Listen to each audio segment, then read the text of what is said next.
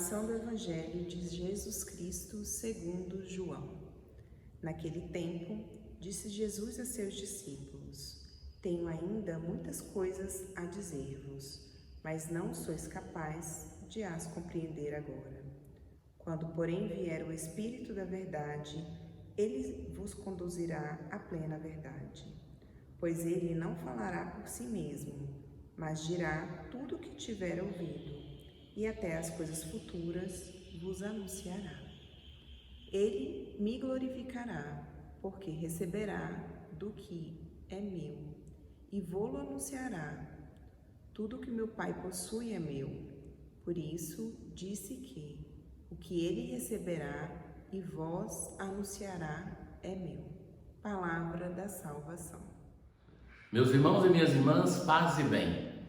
A expressão de Jesus hoje com a qual começa o Evangelho é curiosa, porque ele vai dizer assim: tenho ainda muitas coisas a dizer-vos, mas não sois capazes de as compreender agora. Isso vale para aquele discípulo, mas vale para nós também hoje. Ter muita coisa para dizer, mas não dizer, porque os discípulos não são capazes de compreender. Vejam, caríssimos, que a revelação, que é o fato principal da nossa fé, que é Deus que nos disse quem Ele é. Vocês sabem que tem religiões que se baseiam em um princípio contrário, que é aquele do esforço humano para se transcender, do esforço humano para chegar a Deus. Mas nós, a partir da tradição que nos deu o Antigo Testamento, o Novo Testamento também, nós sabemos que, se não fosse Deus que viesse ao nosso encontro, nós não conheceríamos quem é nosso Deus, como devemos nos comportar, o que é a fé. Então, primeiramente, é um dom, Deus que vem ao nosso encontro. Mas este Deus que vem de um modo definitivo revelar-se com a encarnação do seu Filho, então assim começa o Novo Testamento, ele se revelou a nós de um modo pedagógico. Não é que já chegou para a primeira pessoa que teve fé, Abraão, e já disse tudo. Abraão, no caminho de fé, ele conheceu muito menos do que nós. Nós hoje conhecemos mais do que Abraão, parece absurdo, mas nós conhecemos mais do que os apóstolos, mais do que os santos que nos precederam, porque a ação do Espírito Santo na igreja vai fazendo assim com que nós possamos compreender melhor a revelação. Então, algumas coisas Jesus insistia com os apóstolos e eles não conseguiam compreender. Algumas coisas eles vão compreender somente depois da ressurreição, da ascensão, da vinda do Espírito Santo. Jesus vai dizer assim: tenho muita coisa para lhes dizer ainda, mas vocês não são capazes de compreender. Na vida pública de Jesus, tantas vezes isso vai acontecer. Jesus, nos evangelhos sinóticos, quando anuncia por 3 vezes a sua paixão, os apóstolos não são capazes de compreender. Logo depois que Jesus fala do seu sofrimento, os apóstolos começam a brigar entre eles para saber quem é o primeiro. Ou, em outro caso, os apóstolos ou a mãe deles que vão pedir para um no reino de Deus estar à direita, outro à esquerda. Ou então Pedro que chama Jesus à parte e reprova Jesus porque Jesus não podia dizer isso. Então, os apóstolos não têm capacidade de compreender. E compreendem algumas coisas porque é um mistério de Deus. Esse mistério de Deus imenso é muita coisa para a nossa cabeça pequena. É muita coisa para o nosso coração pequeno. Então, este mistério de Deus, esse mistério insondável que o mistério ele tem 2 forças, que é nos atrair, porque reconhecemos que nos falta conhecer, mas também a consciência de que nunca vamos conhecer totalmente. Isso serve em relação à Santíssima Trindade, mas serve em relação a tudo aquilo que a fé nos ensina, que é o desejo de progredir e de fazer esforço para isso, de participar de cursos, de estudar teologia, de viver em comunidade, de sobretudo diante do mistério, como dirá o caro São Boaventura, que se aprende mais na contemplação do que nos livros.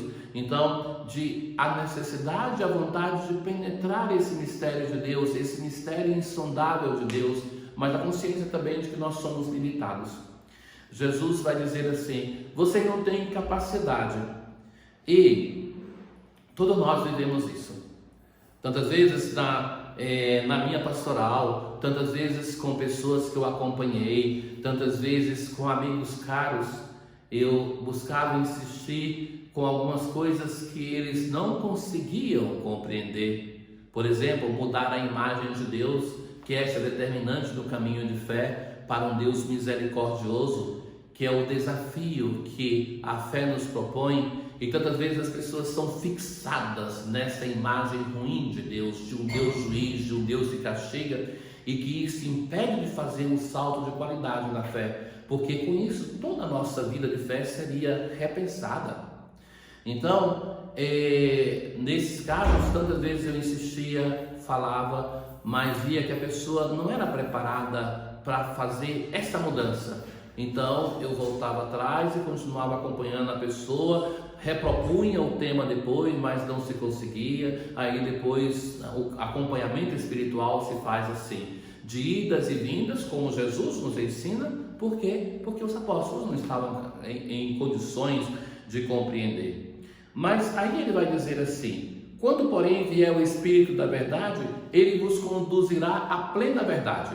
Ou seja, aquilo que Jesus, por respeito à incapacidade, ao limite dos apóstolos, não o faz, vai vir o Espírito de Deus que vai conduzir, mas não de um momento imediato. Não é que veio em Pentecostes e no outro dia os apóstolos já estavam com tudo preparado. Não, eu lhes dizia que no âmbito da revelação e da fé, nós conhecemos mais hoje do que os apóstolos no tempo deles. Então, o caminho de fé quer dizer também que o Espírito de Deus que vem em nosso encontro, ele nos anima, e que de uma geração em geração, à medida que nós nos abramos à ação do Espírito de Deus, nós fazemos caminhos de aprofundamento da fé. Eu, por exemplo, sou convencido que a minha experiência de fé e de espiritualidade que eu tinha quando entrei no seminário, hoje é uma outra. Então, aquilo que o apóstolo Paulo vai dizer, que quando eu era criança comia como criança, hoje sou um adulto como adulto. Do mesmo modo, cada um de nós, se nos abrimos à ação do Espírito de Deus, nós veremos como nós faremos saltos de espiritualidade, de fé, de aprofundamento, abandonando aquilo da nossa vida que não é condizente com a nossa vida de fé, mas também sendo mais capazes de entrar no mistério de Deus. E uma outra característica que é atribuída ao Espírito de Deus, ele vos ensinará até as coisas futuras, vos anunciará. Isso não é adivinhar o futuro. Jesus está falando aqui da sua morte e ressurreição. A coisa futura que o Espírito de Deus vai ensinar os apóstolos a interpretar, fazer uma leitura, não a partir da história deles que estão sentindo nesse momento a tristeza com a partida do Mestre, mas serão capazes de ler a partir do grande fato da ressurreição, é justamente o mistério que se aproxima da paixão, morte e ressurreição do Senhor. A capacidade dos apóstolos de interpretar isso e transformar isso no grande anúncio da igreja é a obra do Espírito Santo neles, é a obra do Espírito Santo na igreja em nós. Ele receberá e vos anunciará. O Espírito de Deus é o Espírito de Jesus, que na união de amor perfeita com o Pai e o Filho, recebe do Pai e do Filho e anuncia a todos nós, anuncia a igreja. Continuemos nossa semana suplicando ao Senhor, não tanto que nos deu o seu Espírito, a nós rezamos assim, mas esse Espírito nós já recebemos com o sacramento da iniciação, mas para que nós possamos abrir a nossa vida, o nosso coração, para que o Espírito de Deus possa agir com toda a sua força. O Senhor esteja convosco, Ele está no meio de nós. Abençoe-vos o Deus Todo-Poderoso, o Pai, o Filho e o Espírito Santo. Paz.